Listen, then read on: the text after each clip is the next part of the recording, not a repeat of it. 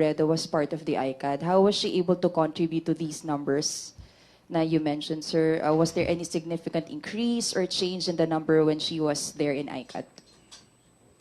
In terms of law enforcement, I guess none. Kasi hindi naman talaga na-involve ang ating Vice President in terms of law enforcement. She did not in any way supervise our people down there in the fields. So I guess wala namang nabago o wala namang dapat glaring issues na makikita natin na talagang sabihin natin bumababa ang krimen o bumababa ang accomplishment natin sa illegal drugs or not.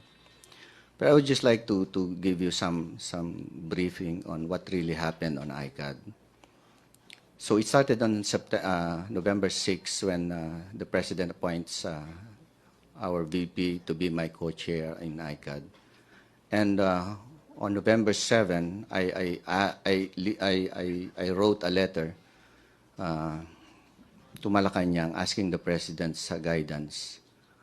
What is the actual responsibility or the scope of authority of the Vice President as my co-chair in Icad? Kasi even the Vice President during the time doesn't even know what is her obligation. In fact, sinasabi niya sa akin during a closed-door meeting before the Icad meeting with her, na sabi niya, DG, hindi ko alam kung anong tatrabahuhin ko rito sa Icad. Hindi ko alam kung ano magiging specific na function ko.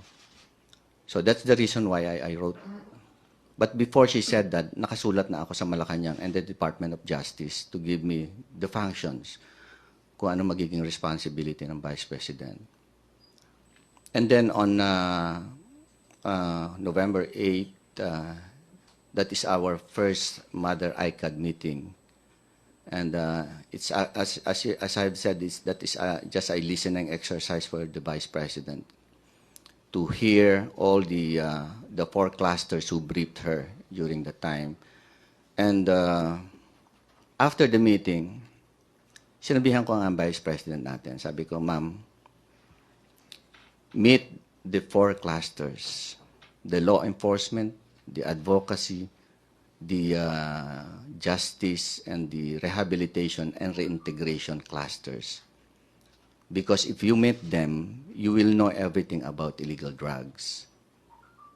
Somehow you will know exactly what's the total picture of the drug situation in our country. So sabi niya, of course, I would happy to meet them, and I would like to meet the law enforcement cluster first. Kaya after a few days, minute niya yung law enforcement cluster. And doon na lumabas that prior to the meeting, she is asking for the list of high-value targets. And during that time, marinig nyo naman na sinabi ko na I would be gladly to show her the list in a closed-door meeting. I myself, I don't have the list. Any members of the Icad don't have the list. When she met before meeting the Dangerous Drugs Board, inimbitahan ko ang Vice President natin for a very, very short meeting with her sa PIDEA. So, bago siya pumunta sa Dangerous Drugs Board, nag-drop by siya sa PIDEA. And sinabi ko sa kanya, Ma'am, I'm taking 2 things this morning to you. Number 1, I would explain to you why China, as you have said in your interview, that China, the main drugs are coming from mainly in China. And number 2, I will show you the high-value targets, the list of high-value targets. But she refused. She refused to be briefed on why, sabi ko nga sa kanya, Ma'am, hindi nanggagaling sa China lahat, mainly now. There's a geographical shift now. But instead, most of the drugs now are coming from Golden Triangle region.